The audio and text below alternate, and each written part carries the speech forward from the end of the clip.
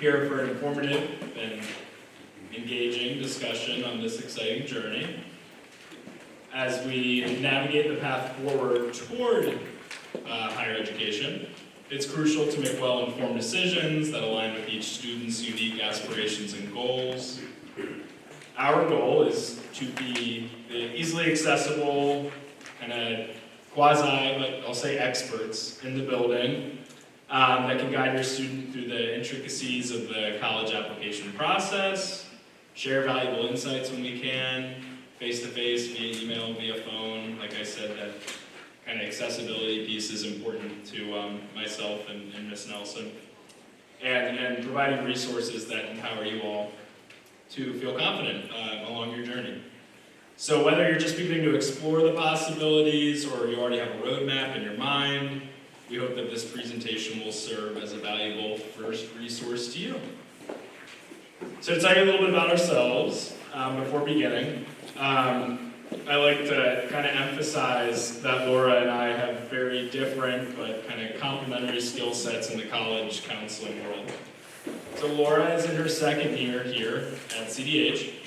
Before coming to CDH, Laura Nelson worked in admissions for a large Midwestern state university, that being the University of Kansas.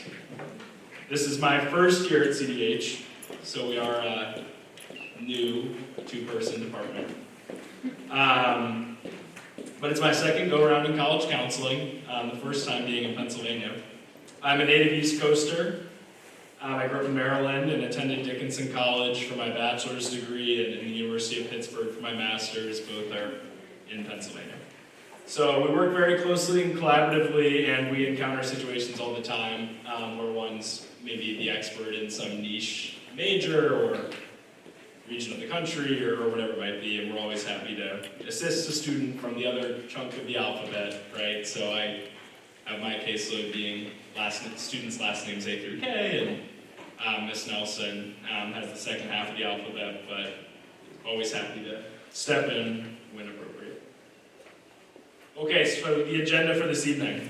We are going to have an overview of college admissions, some of the themes, some of the questions and conversations that we encounter the most with our students that are kind of CDH specific.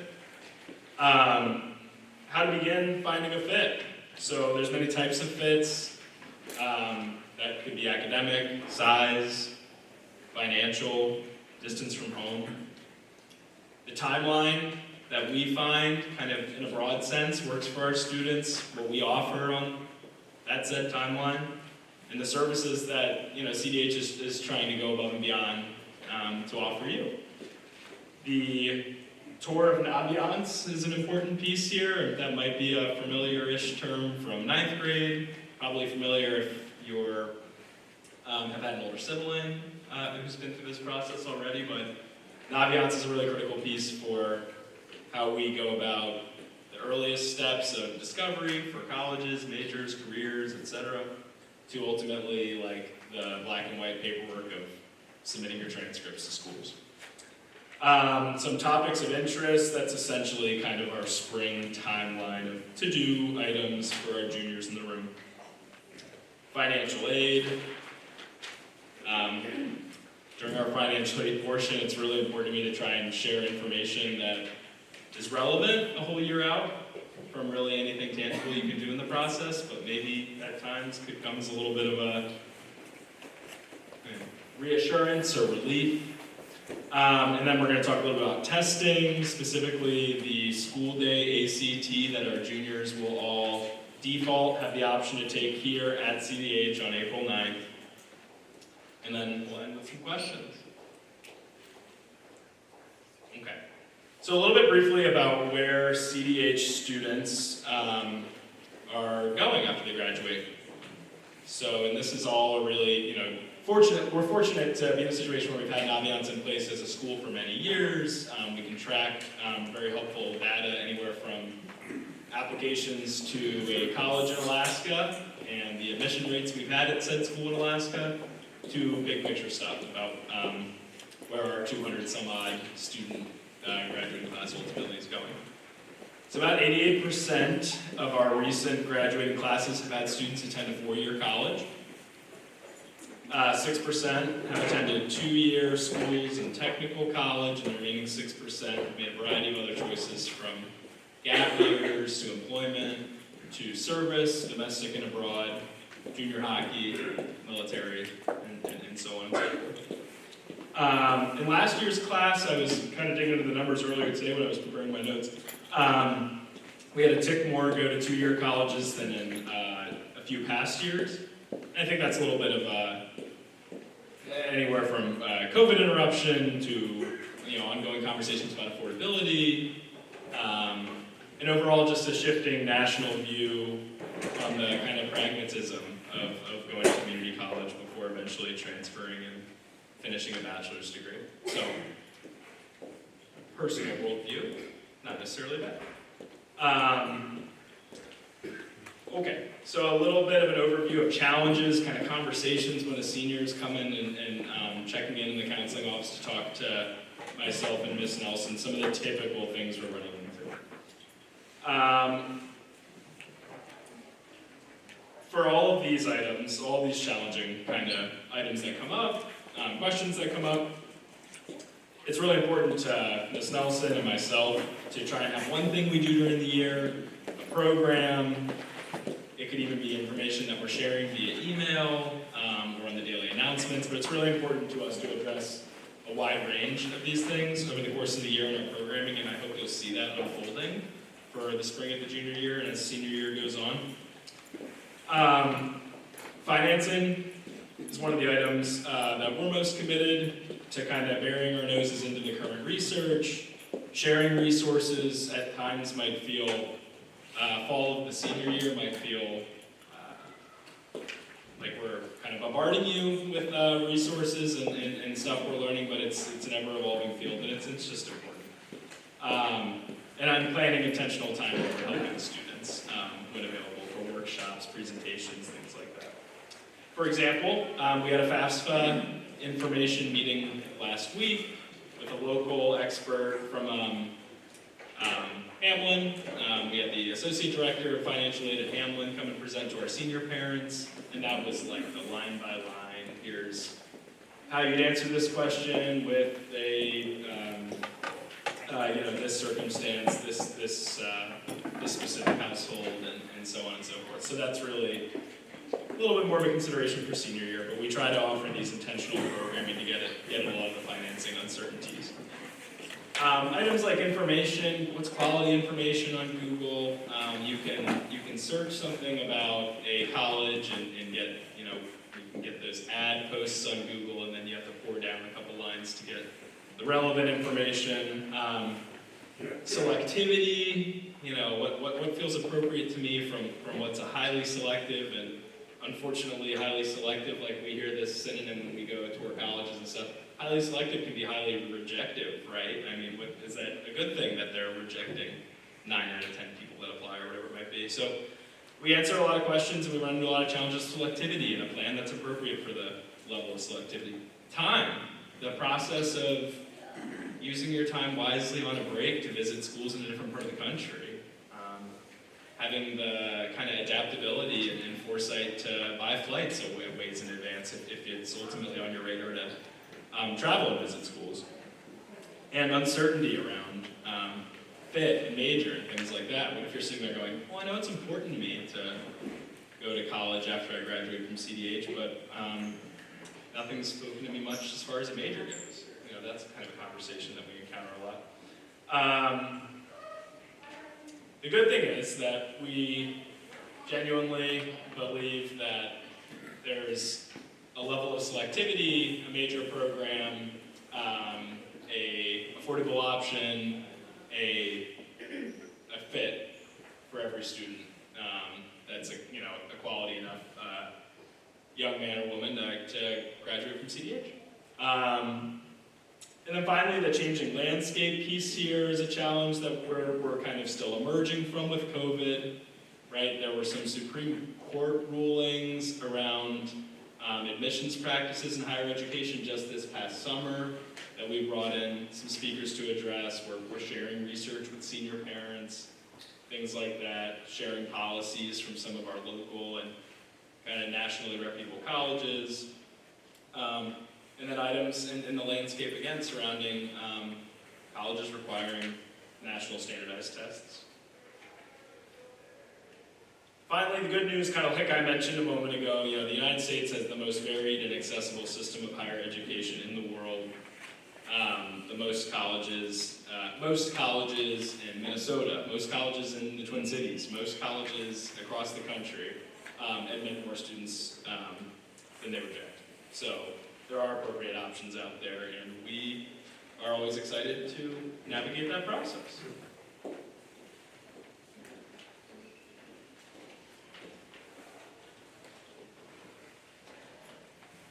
Hi, I'm Miss Nelson. It's nice to meet you all. Mr. Reynolds and I are going to kind of trade off speaking so you don't have to listen to one of us ramble on the entire time. But as you are just kind of now beginning your college search process, throughout that, the next year and a half or so, we're going to talk a lot about fit and what kind of college is a good fit for you. And I think that can be hard to understand sometimes, exactly what it is in a college that makes it a good fit for every student. And so we try to break it up into 3 different categories, which we'll dive into a little bit deeper. The first being academic, so reviewing if this college meets your academic needs and if you have the right academic foundation for admission. Second is a big one, environment. Is this just a good match for you and your personality? College is definitely more than just you sitting in a classroom, so you want to make sure that the environment is a good fit for you as well. And then, of course, the financial fit. Is this something that is within budget, and is it something that you can afford, and does it fit your financial desires?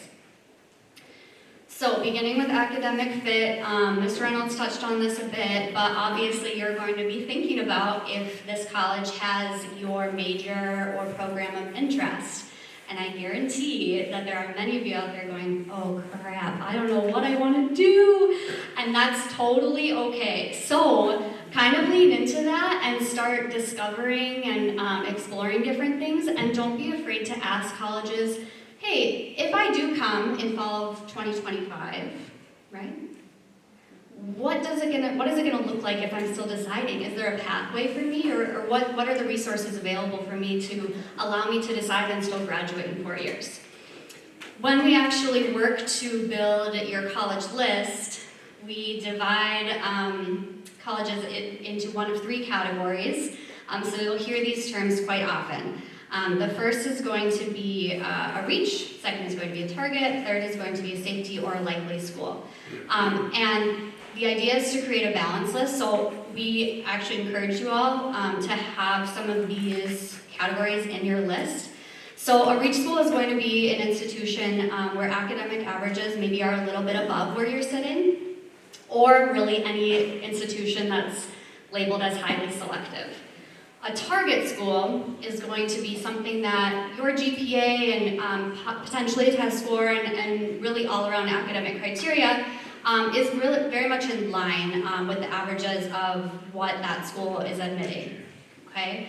And then a likely or a safety school, maybe your academic averages are slightly above some of the other students that are being admitted, or it's a school that simply has a higher admission rate and allows a wider range for students to be admitted. Moving on to environment. Obviously, where the school is located is going to be a big factor. So thinking about how far away from home you want to be and what kind of setting that you envision yourself being in. So, do you want something in-state? Or do you just want something drivable? And what does drivable mean to you? Is it 3 hours? Is it 10 hours? Those things can, involve you looking at very different schools. Do you want to walk out your front door of your dorm and see a skyscraper? So just kind of some things to consider. Size, I'm sure many of you already have been asked, well, what size school do you want? Do you want a small or medium or large? And that's kind of a standard question. And it's a good one, but beyond just the size of the student body, we want to consider the size of the actual college campus. Is it walkable? Or are you going to maybe be driving or taking a bus? What are you comfortable with? What's the size of the classroom? Is it going to be 15 students? Is it going to be 50 students? Or is it going to be 500 students? Or will you experience all three of those? Diversity, this can be looked at in many different ways as well. Are most of the students coming from within that state? Are they coming from all areas of the country, areas of the world? Asking colleges and admissions reps about diversity statistics is definitely something we encourage you all to do as well. We also have many students each year look specifically into HBCUs, historically black colleges and universities. So please mention that to us if that's something that's on your radar as well. And then activities, of course, what you're going to be doing outside of the classroom. Are athletics really important to you? Do you want that D1 football game? Or is something in a music club more drawing to you? Greek life. So many opportunities and so many things that you're going to find at different colleges, and just a lot to think about. And then, of course, financial fit. Our kind of advice is to start talking about it now as a family. It's not always the easiest conversation to have or the most fun, but I think just kind of getting it out there where things are at, what ideal costs are going to be, will make it easier in terms of narrowing down what colleges are going to be an overall fit as well. So considering the cost of attendance. Most colleges will advertise their cost of attendance. Please be aware to make sure to look at the details. Does this include just tuition and fees, or does that include your meal, your dorm, your books? So there's a lot of different factors that come into play when you're looking at the overall cost of attendance. Hopefully, many of you will qualify for some scholarships and merit aid. So please be mindful of looking into what sort of scholarships and merit awards that different schools offer. If there's a timeline associated with those, something to kind of keep in the back of your head. And then just overall affordability, discussing if you're comfortable with a certain amount of debt, whether a student loan or a parent loan. Again, just kind of looking at options and keeping in mind what sort of budget and price point you want to stay with. All right, so for you junior students, this is kind of the time where you all can begin, if you haven't already, to kind of take some ownership in this journey that you're about to go on. And, we understand it's a very important decision. Mr. Reynolds and I have both been through it ourselves before, and so we know that it's a super exciting time, but it also can be nerve-wracking and stressful. To many of you, it might be unknown. Even having an older sibling that's gone through it before, it will be a unique experience to you. So our goal really as your college counselors is to hopefully alleviate some of that stress and make this a fun process. And with that, we just ask you all to have an open mind, be patient, and be willing to explore some different options as we go through the next year and a half. And of course, remember that you will find your fit when it comes to a school. Don't feel like you have to change who you are to fit a certain college. And what you do in college is a better predictor of your future happiness and success in comparison to where you attended college. Okay, timeline. So I keep talking about the next year and a half or so. So spring is coming up. Things that you can start doing now through the spring of this year, begin researching and exploring options for colleges. I'll talk a little bit about that in a moment here. The ACT, as Mr. Reynolds mentioned, is going to be on April 9th. All of you will be pre-registered for that. Summertime, a great opportunity to maybe visit some schools if that's in the cards for you. If not, also a good time to explore some virtual visit options, or maybe it's a phone call with an admissions representative. But just picking out a few places that you want to dig into a little bit deeper. Many of you may be familiar with the boot camp program that CDH has run here for many years, and Mr. Reynolds and I will be continuing that. We are revamping it a bit, but it will be offered towards the end of July, early August. Once those dates are officially finalized, you all will be notified. It's an optional program, but if you are available and wish to do that, we are very happy to have you and excited to work with you. And then fall of senior year is crazy business. So a lot of applications will open up on August 1st, so really even before fall officially hits here in Minnesota. But kind of think of August, September, and October as your quarter of the year, those 3 months where you're really going to be focusing on applying to colleges. November 1st is a very common priority deadline. So although that may not be the deadline for all of your schools, as of now, kind of keeping that time frame, that general time frame in mind, I think is helpful. And then the FAFSA will come out in October, and so that is an opportunity for you all to fill that out in the fall as well. And then in the winter of the senior year, admissions decisions will start coming back, so you'll kind of know, where you've been admitted, and that's kind of an exciting time. And colleges will also start sending you your financial aid packages, so you can begin kind of reviewing, comparing, thinking about, if that's really one of your top choices. And that kind of runs through spring, and then May 1st is the enrollment deposit deadline for all colleges and universities. So that's your last day to make kind of your official decision of where you're going. If you know before that point, you're more than welcome to let the college know, but that's kind of your final day. And so we will be doing kind of something special to celebrate that day too. Okay, and then what we offer as a college counseling department, very important, junior family meetings. This will kind of be the next thing on the docket for you all. As Mr. Reynolds explained, him and I split the alphabet, okay? So A through K, L through Z by last name. Tomorrow, we are going to be sending out an email to you all to sign up for meeting with us individually. So it's going to be student and parent or guardians, okay? And we'll meet with you 45 minutes to an hour and just go through all of it. We will meet you where you're at. We'll go through just kind of, where you're at with things, and hopefully by the end of us talking, we'll have a very loose list of colleges that you can start thinking about. So it's a good place to get started. These are going to run mid-December through March. And then in the spring, we are hosting a college education fair. We join with Hill Murray, so Hill Murray students will be coming as well, but it'll be hosted here at CDH. This is Wednesday, April 17th.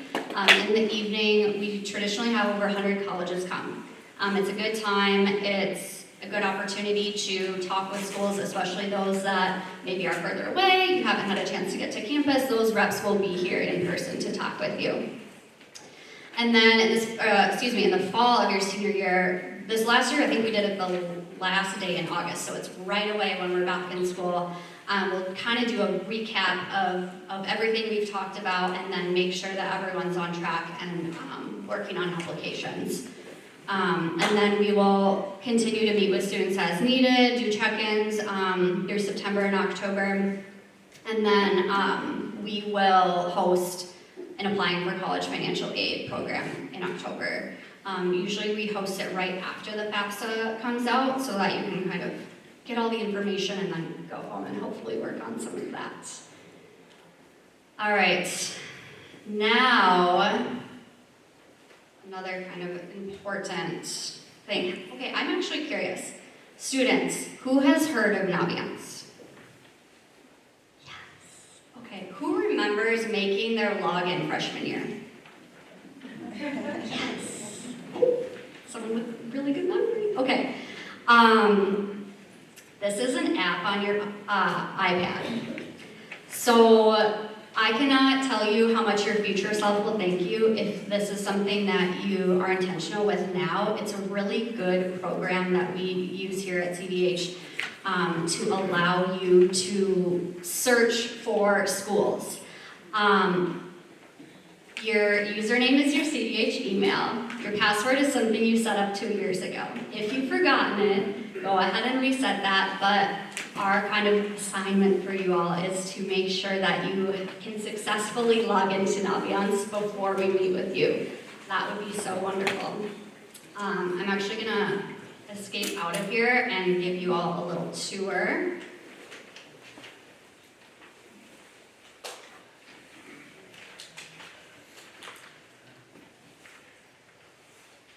Okay, this is Samantha's student's account.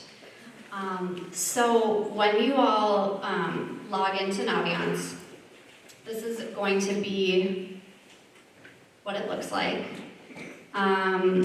Sometimes, mainly in the fall when we have representatives come to visit, we'll put announcements on the right-hand side. If you'd like to look there, we'll have it in the announcements as well. And then parents, I also want to show you, because you are going to be getting an email tomorrow just to parents about how to register for your Naviance access too. So what your student can see is what I can see, and is also what you can see. So we can kind of work as a team to, put some college ideas in there. So for you all to access Naviance, like I said, you'll get an email. You can also go onto our Cretin-Derham website, go to current parents and students, and then click on Naviance right here, and that will take you to your homepage to log in. But I'm going to go back to Samantha's student here for a moment. And I just kind of want to do a couple examples to preview some of the capabilities of the Naviance system. The self-discovery tab is an area that's really good for kind of exploring different strengths, figuring out your personality type, and also looking into potential careers. So the three that Mr. Reynolds and I believe are kind of the most helpful is going to be this career interest profiler, this personality assessment, and then the strengths explorer. So once you're in your Naviance account, if you would like to complete one of these, I think it would be really beneficial for you, and then I think also beneficial for us. We will be able to see that, and so it's helpful for us to be able to kind of understand how you work and what strengths and interests you have. If you are going to do one, I think the career interest profiler is probably my favorite. For this mock student, she already took it, but to give you an example, it'll kind of show the strengths of different traits that you have, and it will allow you to view careers that are associated with such traits. And you can dive very deep into here, but it's definitely a helpful tool. And let's see what else. I'll show you one thing under the careers tab that I also think is cool. This Road Trip Nation has a bunch of videos, and you can search very broad if you like. So let's say you want to maybe explore music. There are all these videos of different professionals who are in the music industry. And so I'm not going to click on one to watch now, but you could spend a lot of time in here kind of exploring and hearing about, what they did for their education and now what they're doing for their career. For the most part, we're really going to be living in the colleges tab. And when we begin to build like your preliminary list of schools, they are going to be considered colleges I'm thinking about. And so as you are working on this, so for example, this student has favorited a few schools, so she can go in and she can see here are all the colleges that I'm thinking about. But I'm going to show you all how to do a search as well. A couple different ways. You can do a supermatch college search, or you can do an advanced college search. They're very similar. They have different filtering capabilities. I'm going to do the advanced today. Miss Nelson, I wonder if you can zoom a little bit more, like, maybe not, but. Zoom in. Yeah. Zoom The other possibility I was thinking of is the lights. Does that make any Is that better? difference? Okay, maybe we can flip them back on in a couple slides or something. in. Okay. Also, I'm happy to go through this at another time too. Just let me know. So let's say, okay, I'm in here. I'm gonna look for colleges. Again, so many different filtering capabilities, but I want 4-year.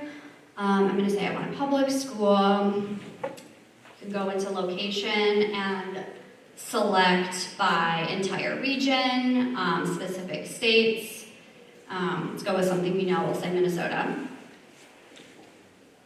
You can filter by enrollment number of students. Admission, percentages accepted, athletics, majors, costs, lots of different things. As an example, let's say you think you want to do accounting. God bless. So here they came up with a few different options. And so I'm actually going to add all to my search. And I'll show you why here in a moment. Let's just view. So, search criteria, 4-year school, that's public in the state of Minnesota. And the schools have at least one of these.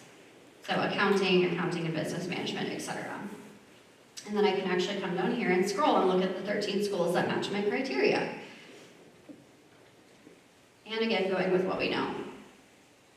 I'm going to click on the University of Minnesota Twin Cities. So any of these schools that populate, you can click on. This is going to show kind of the school's homepage of Naviance. Be aware, you will see these numbers and go, wait a minute, is that right? Okay, this toggles down, so this changes things here. Keep in mind graduation rate could be reported as a 4-year or a 6-year, etc. So kind of take some of these things with a grain of salt.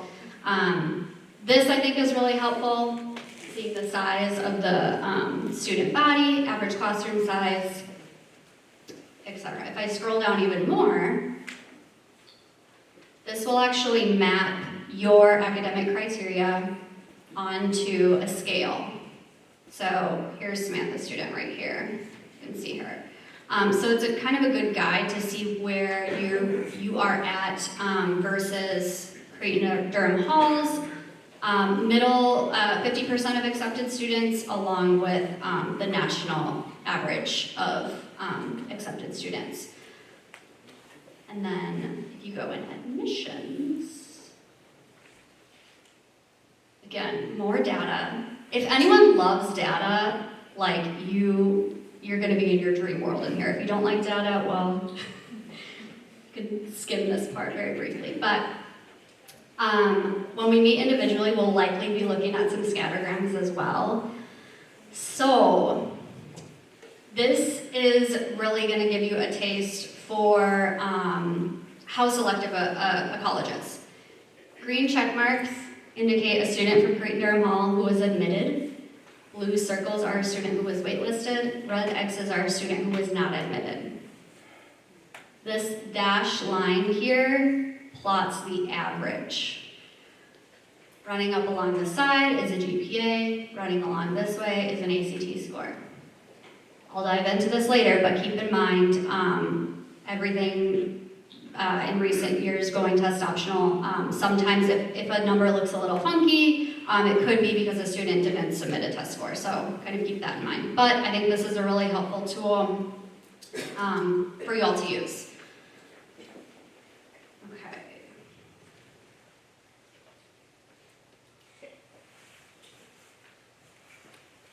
Okay, so again, students, great time to kind of do some exploring, really utilize it. I feel like I know it's overwhelming, like having another program to figure out and use, but it's going to be really, really helpful for you, I promise.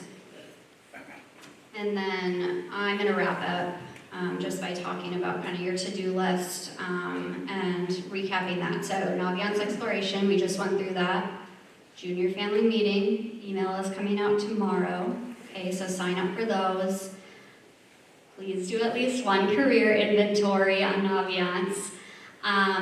If you wish to take the ACT outside of CDH, so in addition to the April 9th test that we're offering, consider registering for that on act.org.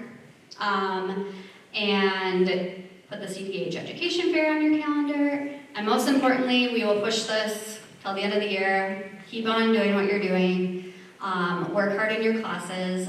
I know junior year is tough, and it's hard and it's a long haul, but it's very important to keep your grades up and just continue to do well, because ultimately the end of your junior year, that is the transcript that we'll send to schools.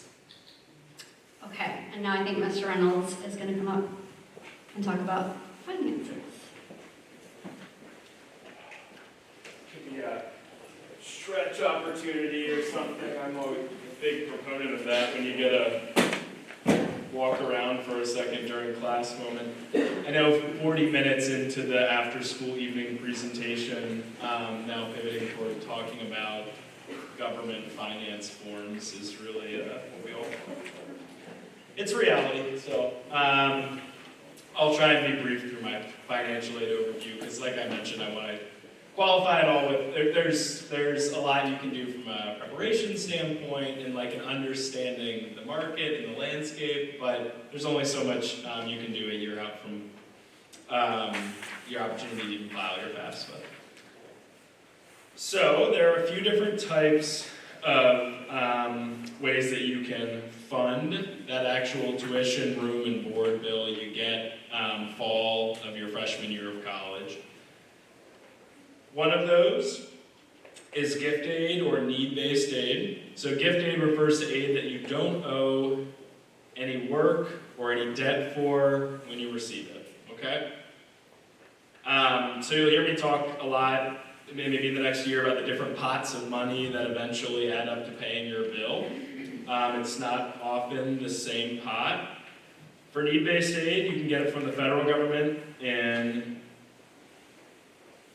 or you can get your need-based aid from the federal government, depending on your circumstances, in some of these forms, like a Pell Grant, you might have heard of, some grants for children of veterans of foreign wars, and even students who are pursuing a teaching major. You can get need-based aid from the state government.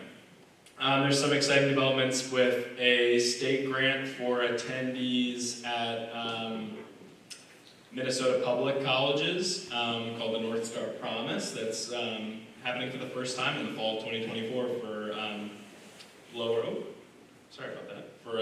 and more middle-income families. But a Minnesota state grant, a good chunk of our students are going to be eligible for, and that's, again, going to be free money to incentivize Minnesota students to stay in Minnesota and pursue higher education here. And then ultimately, a big chunk of that bill, if you are eligible for need-based aid, is going to be institutional aid. So that's going to be a grant from the college that you're attending. And the way you earn these things, filing a FAFSA, and in some cases with the institution, filing a FAFSA, filing some supplemental information called a CSS profile that you file on the College Board website, or supplying them the one-off type information that a college, in a case-by-case basis, might ask for. Okay. So the goal of financial aid is to assist students by evaluating the family's ability to pay for education and distribute limited resources in an equitable manner for an academic year. The way that we get that figure is by filing the free application for federal student aid, or the FAFSA, and it sounds like it's a lifetime from now, but the students in this room, the first FAFSA you're going to file is going to be the 2025-2026 FAFSA. That'll be your freshman year of college, right? The FAFSA uses your prior tax year information, which is actually the term that they choose so your tax information from 2 years prior to when you file it. It gets a picture of how much money there is for college under your roof. So that usually refers to parent income and assets, in many cases, and student income and assets. There are cases in every grade at CDH where a student may file the FAFSA as independent and not have to input parent information, but it doesn't happen all the time. Once you've inputted all that information in the FAFSA, it spits out what's called your SAI, your Student Aid Index. So the federal government processes your FAFSA, links with the IRS, okay? They link with Social Security Administration to verify that you're eligible because you're a citizen and things like that. And then eventually sends it to the schools you've added. The onus is on, so the federal government isn't telling University of Minnesota what your financial aid package should be, right? The college is ultimately processing that SAI figure that they've gotten from the feds and follows up with any additional items they may need, and ultimately you're admitted to a few schools, maybe you're admitted to a ton of schools, maybe you're admitted to the one that you committed to early on, and you get your financial aid package. So that's the formula there in the bottom right. So cost of attendance, that's the price when you Google, X college tuition reward. First result on Google usually. Your cost of attendance minus your student aid index, that number that the FAFSA spits out, that's going to be your gap, right? That's going to be the difference between what would be on the bill with no money off, what your family, according to the federal government, has in the household for college, and then you're left with that, that financial need or eligibility. Okay, merit-based aid. So other merit-based aid refers to free money, right? So that's money you don't owe back, similarly to the grants we were just talking about. This is one of those things where, again, it's going to come back to you're patting yourself on the back, or you're glad in hindsight that you use Naviance. Naviance is where we keep a lot of these a lot of these local, school-based, St. Paul-based, Minnesota-based, maybe your church, maybe your volunteer group, a lot of those kind of local and civic scholarships we store on Naviance, and there's a lot of really useful search features on there to find those. National scholarships, right? Some of those big ones you might have heard about, that you can find on just about any scholarship search engine. Ones up there that are listed. FastWeb's a popular one. Again, you can find the links to a lot of these through our Naviance page. And then one that I always like to point out are parent and student place of employment scholarships. We have parents that we encounter here that didn't know until they asked their HR office that they're entitled to a couple $1,000 scholarship for their dependent. Those deadlines, application timelines, there's just only so much you can get ahead of in research right now. Oftentimes applying for those merit-based awards is going to be winter and spring of the senior year. And then finally, self-help aid. So these are loans that you apply for by filing FAFSA. I want to, avoid the misconception that if your family makes too much money, you shouldn't file a FAFSA because you think you won't be eligible for need-based aid. At the end of the day, the FAFSA is also the application for taking student federal loans, and it's the application to be eligible for federal work study, okay? So in many cases, even if you don't think your family is eligible for the need-based aid, it's still the application that needs to be done to be eligible for the loans. The federal loan rates for our current seniors, because we don't have the information for 2 years from now, are listed up there. The fortunate thing is, in the springtime, Ms. Nelson and I are happy to review financial aid letters, point you toward what types of self-help aid might kind of in order be the wisest to take on. So the federal subsidized loan, 99 circumstances out of 100, is going to be the strongest option for a student to make their repayments when they graduate. I just want to remind you all too, like in a human kind of moment, Ms. Nelson and I are like young adults who were in, shockingly, not in your shoes too long ago students, and like we're navigating repaying student debt, right? We think about what might have been wise that we took on when we were 18 and what we wish we had taken differently. So it is something that we've experienced. And then so these other items, the self-loan is the Minnesota state equivalent to the federal option. So that can be an additional loan you can take on for Minnesota schools and schools with reciprocity, like Wisconsin schools, things like that. Private loans, you might get into some higher interest rates, but they might be necessary depending on your circumstances, and we can give you our tips and advice on that. And then that Federal Direct Plus loan is for parents, if they want to co-sign with the student there, and graduate students as well. Okay, and then federal work study, relatively straightforward. That's something that'll get packaged in your financial aid. If you tick a button on the FAFSA that says, are you interested in federal work study? You can decline it ultimately when you enroll. But there are student jobs that are reserved on campus that are funded by federal dollars to try and make up some of that gap in your bill. I'll qualify that by saying it's not always guaranteed, right? The university might have the capacity for 2,000 work study students, and there are 2,400 on campus that want on-campus job. You know, within the colleges, hands are kind of tied, and it can be an application process, an interview process, like any other job you might pursue. And you encounter students all the time, classmates, friends, cousins, whatever. I'm sure you've met them, who it's more lucrative, and they can have some more spending money or ability to Venmo mom and dad rent money at the end of the month or whatever it might be by taking an off-campus job rather than an on-campus job. But in order to be eligible for those federal work study opportunities, still you must file with FAFSA. Okay, so two last slides here for me on financial aid. Why financial aid matters in your junior year. So things you can do right now are research, right? You can look at college websites for their tuition, room, and board costs, but also the facts and figures for what percentages of students receive aid at that school. How many dollars are given out in scholarships? You know, does a school's cost all in is $65,000 and their biggest merit scholarship is $12,000? Well, you can't count on that covering the whole bill, right? And eligibility to renew scholarships, right? There might be fine print at the bottom that says this is only a freshman year award. You can't renew it your sophomore, junior, and senior year. So doing that research on the websites, using net price calculators, I'll get into on my final slide here, but those are mini FAFSAs essentially, inputting some family income and asset information in a 3, 4, 5 minute process to get a figure spit out that tells you what it might cost at a specific school. I'll show you an example of one of those in a moment.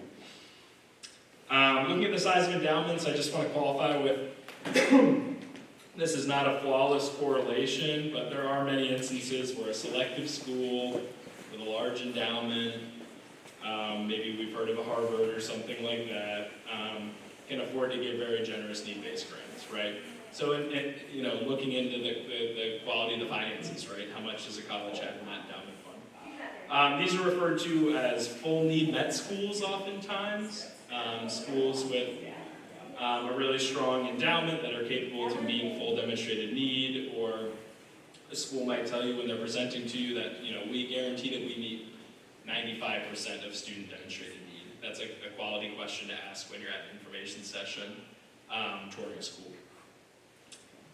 And this screenshot right here is from collegescorecard.gov. That's like a Department of Ed run website. I love consulting that when a student brings me to school I don't know a ton about, and I can just kind of look at data and get a picture right away. As you see in that screenshot, students at University of Wisconsin-Madison with lower family incomes are going for much cheaper due to a combination, probably federal aid, like a Pell Grant, state grants, and likely institutional grants. And then my final one here is a link to a website called myintuition.org. This would just be called a net price calculator. You could pick the most obscure college you can think of in Google, the net price calculator for that school, and they're going to offer you this 3 to 5 minute plug-in income. I came up with what I thought seemed like, oh, maybe there could be some relatable figures up there, but I just kind of plugged in some random information for our buddies right up the road, for McAllister College, okay? So the all-in price at McAllister for the 23-24 school year looks like it's $83,000. I plugged in a family income, a balance in a checking account, a 401k balance, some investments, a home value, and a remaining mortgage balance. And it gives you this really helpful pie chart based on thousands of similar students that have attended McAllister and what their packages look like. You can make your own informed decision here where you go, oh, I see that I would get $30,000 off of that 83 in need-based aid. Okay, so we are eligible for something there. You know, I could take on that, that reasonable-ish federal student loan. I could take on some student employment. But I'm still going to be on the hook for a gap there, that green figure of $42,000. And use that information to determine if you want to go on a tour at McAllister, readjust your figures, and then compare that McAllister figure to University of Southern California, or wherever in between you might choose. So those net price calculators, I mean, those are your best friend when it comes to determining where it might be wise to start touring from a financial standpoint. Okay, kick it off. Final home stretch on slides. All right, the last you'll hear from me today. Testing. We're going to talk about the ACT and SAT pretty briefly here. But I thought this was important just to take a moment to reflect on, because if anyone hasn't told you yet, whatever score you get on your ACT or your SAT does not define how smart you are, how hardworking you are, what college you're going to get into. It is a standardized test that some students naturally excel at better than others, for a very variety of reasons. But through COVID, many schools transitioned into being test optional.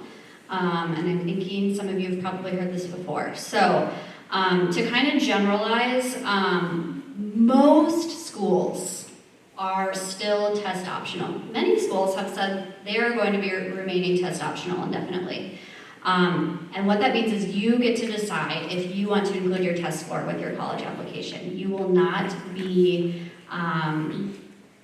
it will not hurt you if you don't include it. There are many other factors that schools can look at and review where they're not going to need your test score necessarily. Now, if you absolutely kill it, yeah, put it on there. That's awesome. It's just another factor that backs up the rest of your information. Okay? So ACT. This is what most of you are going to be focused in on. Both tests are accepted at all U.S. colleges. Ultimately, you get to decide which one you want to pursue. The ACT was actually based out of Iowa, so this is more commonly used in the Midwest. SAT came out of New Jersey, so you'll see that more so on the coast. ACT scores up to 36. Again, we are hosting for all of you the test in April. It's divided up into 4 subject areas: English, math, reading, and science. In addition to what we'll be hosting here at CDH, the test is offered about 7 times per year, every other month or so on a Saturday. SAT, they actually revamped SAT back in 2016 to model the ACT a little bit more, and that they made it an achievement test. Divided up into 2 areas, math and then evidence-based reading and writing. Scores in each of those sections is 800, so there's a maximum score of 1,600. Again, offered the same amount of times per year. So if you feel strongly about, taking one or the other, that's something that you certainly are able to do, and you can register for those on your own. Some things to remember as you are thinking about testing. We do offer a prep class here at CDH. There are also many helpful prep classes out there in the Twin Cities that you can explore.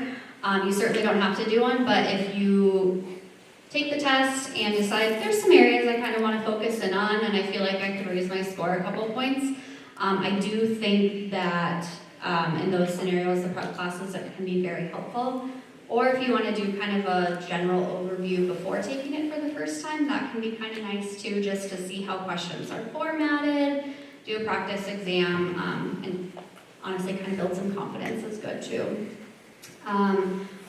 If you are registering for a test on ACT or SAT, you will need our CDH school code. This is written in a lot of different places, but we have it up there on the screen. Ultimately, when we send in your materials for your college application, so your transcript, your letters of rec, etc. I'm not getting into all that now, but we don't send your test scores. So if those are things that you want sent to your colleges that you're applying to, depending on the college policy, you could either self-report it, meaning you just fill it in on your application, and then they'll verify it later if you attend, by the way. Or some schools require official test scores right off the bat. In that case, you do have to send directly from ACT or SAT. There is a cost associated with that as well. And then if you want to check out a full list of test optional schools, fairtest.org does list everything, but as I said, those are discussions that we can have during our meetings as well.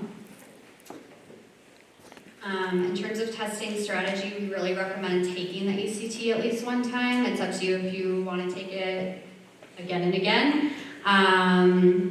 And kind of mention some prep class strategy as well. And then just review testing policies on college websites to see if it is required or recommended. There's some interesting statistics about percentages of admitted students that do submit test scores versus students that do not. But as always, please come see us if you are unsure of kind of your next step in your test taking road. And it's 6 o'clock, so it's time to go home or on to the next. But thank you all so much for coming. We sincerely appreciate it, and we cannot wait to work with you.